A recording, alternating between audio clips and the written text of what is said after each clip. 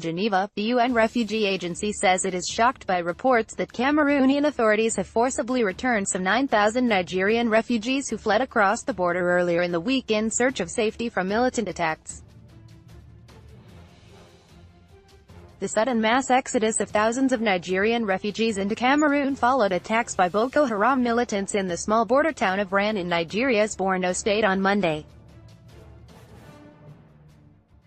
The militants reportedly targeted military installations, civilian and humanitarian facilities.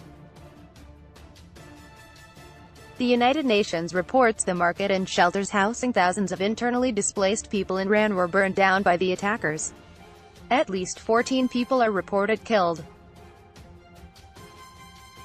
UN refugee spokesman, Babar Baloch, tells VOA Cameroon's expulsion of the thousands of Nigerian refugees fleeing for their lives was totally unexpected and distressing. Nigerian refugees are seen on a Cameroonian military truck set to make its way out of Fotokol for Nigeria, in Fotokol, Cameroon, April 19, 2017. Me.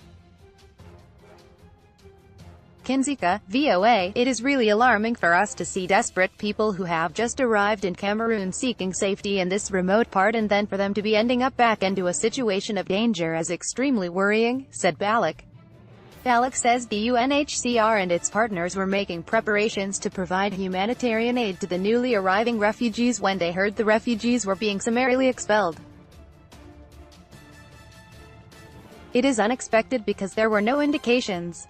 We were already in touch with the Cameroonian authorities in terms of how to take care of the newly arrived refugees and then we found out reports that they may have been sent back, said Baloch.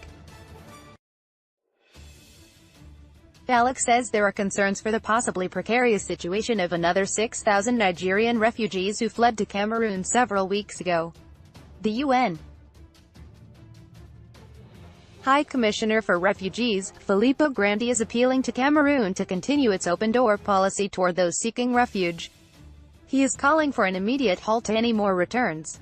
He says Cameroon must